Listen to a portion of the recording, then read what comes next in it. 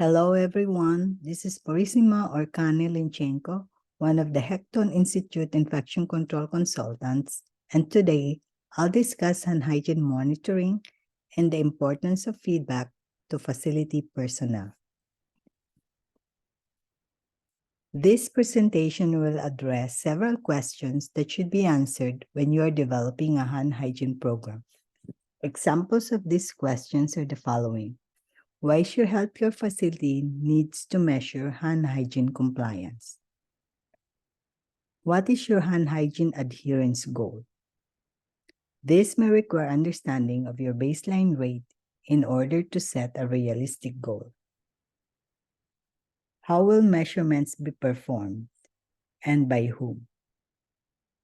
How will hand hygiene compliance data be shared?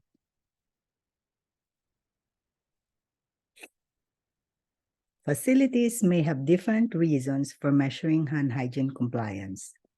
Possible reasons include as regulatory requirement to determine hand hygiene baseline rates, and whether hand hygiene should be a priority for improvement. Other facilities may want to compare their rate with other organizations or use data to inform improvement efforts. But of course, the main goal of all facilities is to achieve high hand hygiene compliance rate to prevent and reduce healthcare-associated infections. The hand hygiene opportunities that you are going to audit must be clearly defined. Remember the 5 moments of hand hygiene that was developed by World Health Organization, which include the following.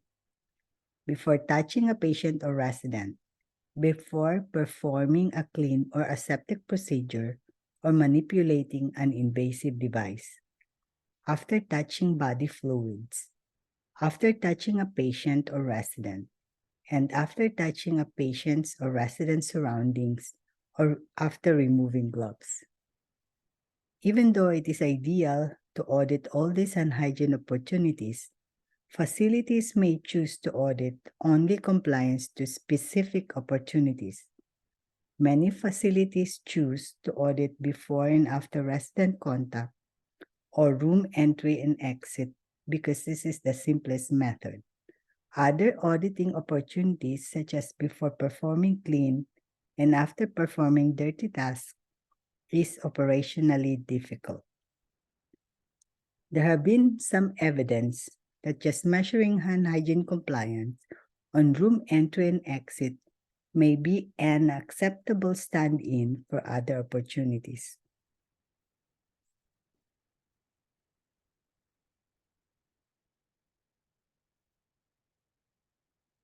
Direct observation is considered the gold standard for assessing hand hygiene compliance monitoring. Direct observation is also the most common approach to tracking hand hygiene compliance. There are different types of direct hand hygiene observation.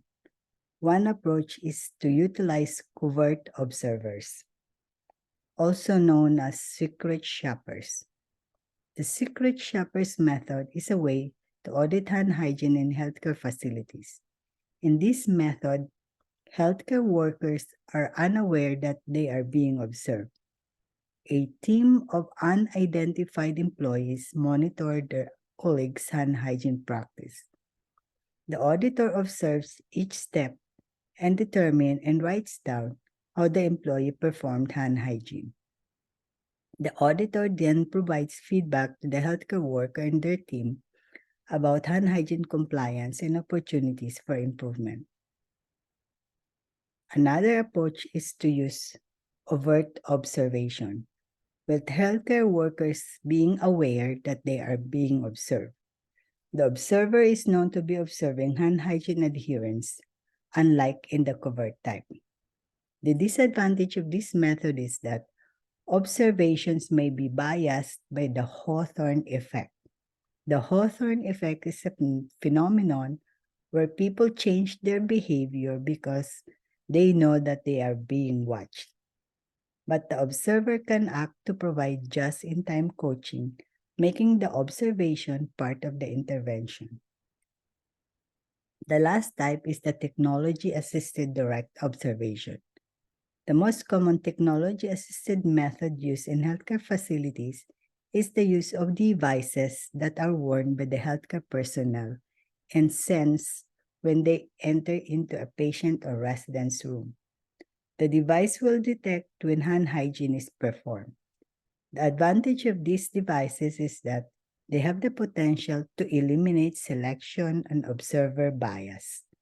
The disadvantage is that these devices are very expensive. That is why it's not a popular method with long-term care facilities.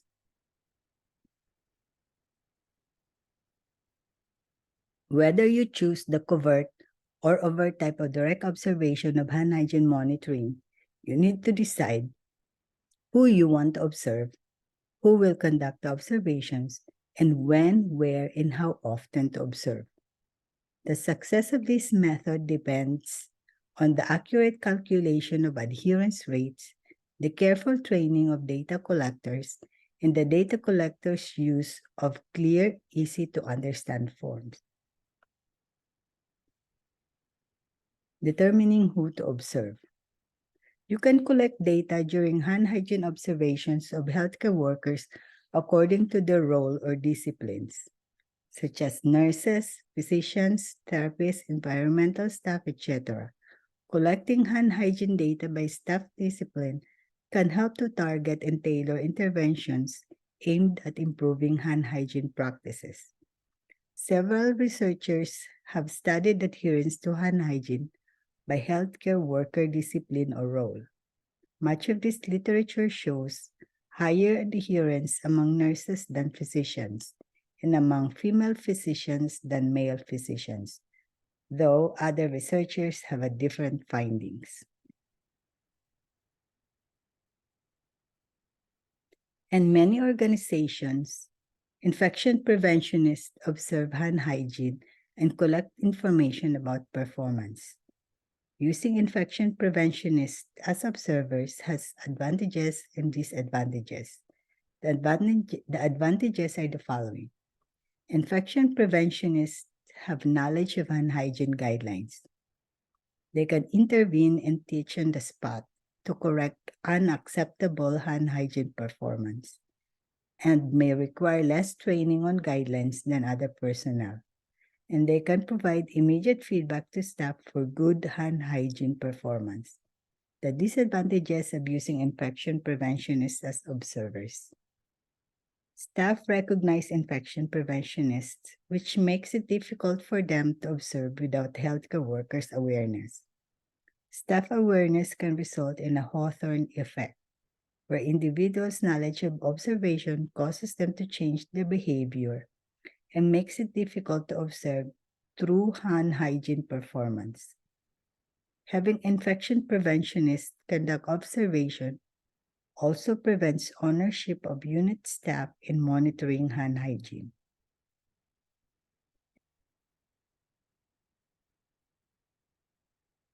Instead of using infection preventionists, another approach to data collection is to engage staff from across the facility to perform observations. This can promote widespread acceptance of, ownership of, and participation in activities to improve hand hygiene. Can also be an eye-opening experience for staff regarding the true level of hand hygiene adherence. In addition, observer training should increase staff knowledge of hand hygiene guidelines and heighten their awareness that hand hygiene is an organizational concern, not just something for which the infection preventionist or quality improvement department is responsible. However, it is sometimes not a good idea to use staff as observers within their own departments because they might be inclined to rate their coworkers better than outside observers would, thus biasing the data. Determining when and how frequently to observe. Deciding when and how frequently to observe healthcare workers conducting hand hygiene depends on your reasons for monitoring and the resources you have at your disposal. For example, the frequency of monitoring for quality improvement may be different from the frequency of monitoring for regulatory purposes. Some organizations perform observation daily, while others conduct them weekly, monthly, or quarterly. If you want to monitor performance over time, be sure your measurement periods allow for long-term trending of data. If you are concerned about an outbreak in a particular unit or department, the frequency of your observations will probably increase for a period of time, but then revert back to your usual monitoring when the outbreak has resolved. Consider your resources as you make decisions about observing, the time for collecting, collating, and reporting. It is important to collect hand hygiene observations during a variety of weekday, weekend, and holiday shifts in order to get a complete picture of hand hygiene practices. Expert recommended planning observation activities across 24 hours to get a complete picture. This can be done roughly in proportion to the expected number of opportunities for hand hygiene across shifts. For example, you may need fewer observation on nights and weekends because there are fewer opportunities for hand hygiene. One study showed that adherence is worse during weekdays in mornings when activities requiring hand hygiene are more frequent. Determine where to audit. When conducting a hand hygiene audit, you should identify specific areas to audit. These areas should include all areas where patient care is regularly undertaken, such as units where residents' homes are located or where procedure areas are also located. Determining how many observations are needed. There is no standard for the number of distribution of hand hygiene observation that should be performed. However, small sample sizes may result in bias and may not allow for valid assessment of improvements. Many hospitals or institutions target 30 or more observations per month per unit. The specific measurements can help target training and interventions. Privacy consideration.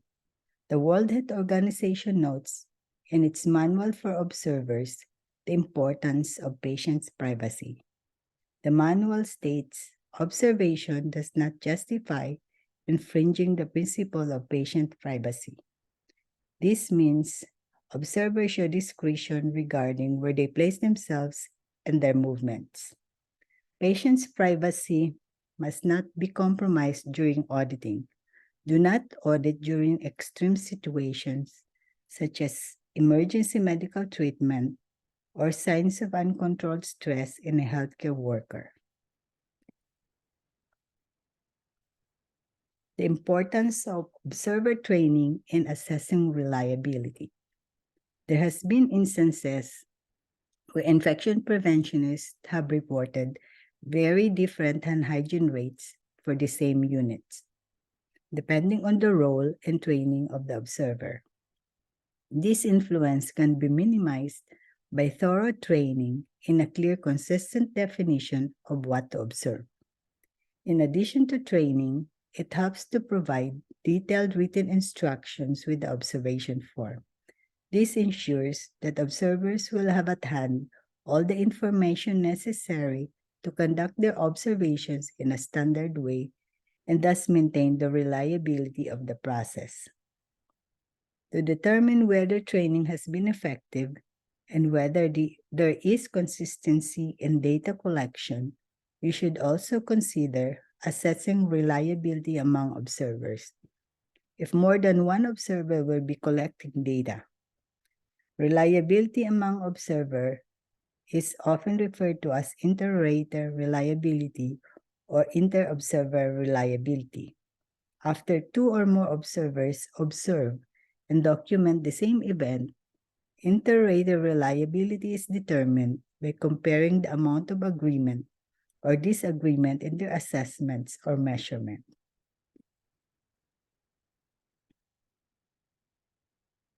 Before starting to do hand hygiene observation, we need to discuss the 8 rules to accurately collect observations.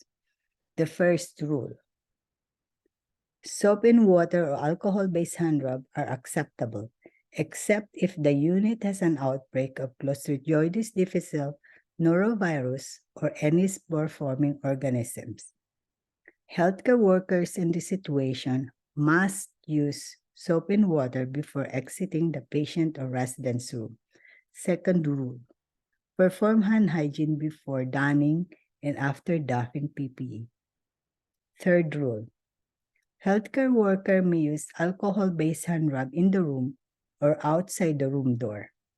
There are special considerations to this rule.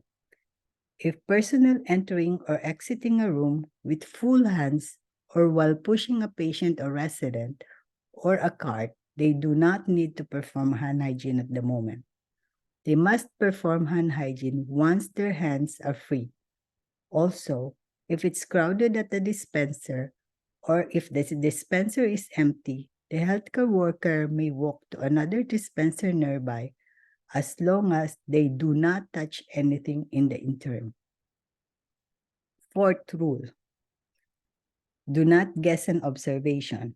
If views are blocked or cannot confirm whether healthcare worker perform hand hygiene, skip this observation and move on to the next. Fifth rule: do not exceed 3 observations per healthcare worker per session. Sixth rule: use of gel on top of gloves does not count as hand hygiene. Seventh rule: gloves must be removed and hand hygiene performed after each patient or resident encounter. The eighth and the final rule: hand hygiene upon exit counts as hand hygiene upon entry as long as the healthcare worker does not touch anything in between.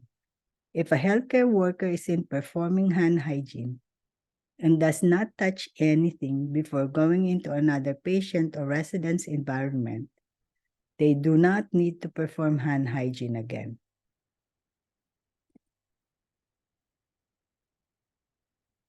Regardless of what monitoring method you choose to use to monitor hand hygiene adherence, your hand hygiene program should use a standardized data collection tool.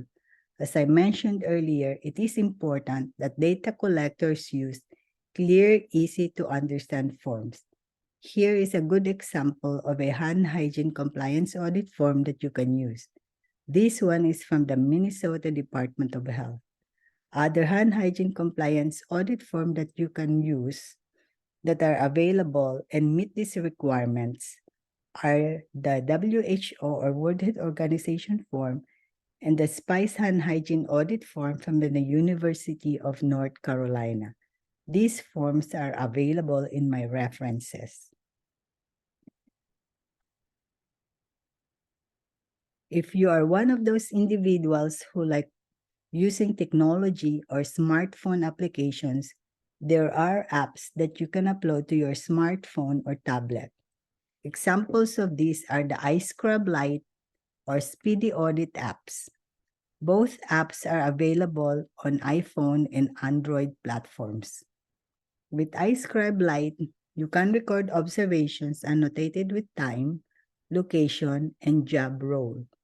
Transferring data from iScribe Lite is as easy as clicking email observations, while Speedy Audit allows you to survey and capture hand hygiene compliance, additional precautions, and personal protective equipment compliance with your devices in a fun and engaging interface.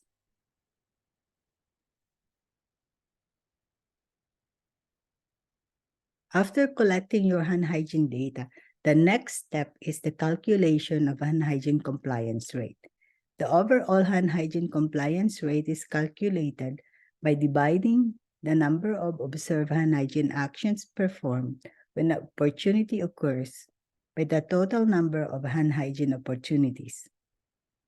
It has been found useful to stratify hand hygiene compliance by location, for example, by unit or by floor. by healthcare worker role or discipline. Calculate hand hygiene compliance of nurses versus physicians versus CNAs, etc. Or by shift. Calculate the hand hygiene compliance of morning shift personnel versus afternoon shift personnel versus night shift personnel. And by indication for hand hygiene using the 5 moments of hand hygiene as strata. This will help determine which location, healthcare worker role or discipline, shift, or indication that you need to focus on for your quality improvement project. Next is to compile data for each observation form into a master database. To determine compliance rate for specific periods of time, such as week, month, quarter, or year, aggregate the total number of hand hygiene events for a given period divided by the total number of hand hygiene observations within the same period. Here's an example of this master spreadsheet developed by Philadelphia Department of Public Health.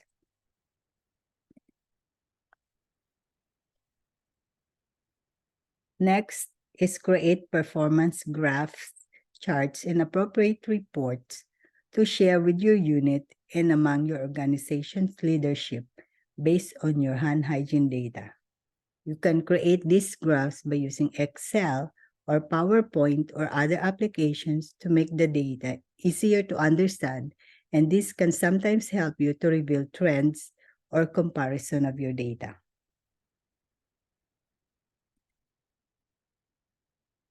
Once you have collected and analyzed your hand hygiene data, it should be shared. It is important that health system or unit set defined targets for improvement. These targets should depend upon your baseline performance in the frequency of measurement. The facility may set a goal of improvement, for example, 10% per month or quarter, or 90% in the next fiscal year. The hand hygiene program may choose to align release of data with rewards and recognition programs for staff, such as certificate of recognition given to the unit with the highest hand hygiene compliance. The program should also determine who needs to see the data and in what detail. You should include all levels of facility leadership as well as frontline healthcare personnel. The program should also decide if the data will be visible to your patients and visitors. Providing feedback on hand hygiene adherence to frontline personnel and leadership is key to raising awareness and maintaining high adherence rates. Frontline personnel should be provided with performance feedback as soon as possible after reports have been created. Creation of action plans. Create action plans for improving performance. Each unit and department should be responsible and accountable for action plans to remove or improve unit or department-specific barriers and obstacles to proper hand hygiene behavior. Here is an example of an action plan from World Health Organization. As you can see, there are different ways you can improve your hand hygiene compliance, such as making a system change, conducting training and education for staff, performing evaluation and feedback, posting reminders in workplace, etc. Your action plan will be based on the result of your analysis on the possible barriers or obstacles responsible for the low hand hygiene performance rate in your department.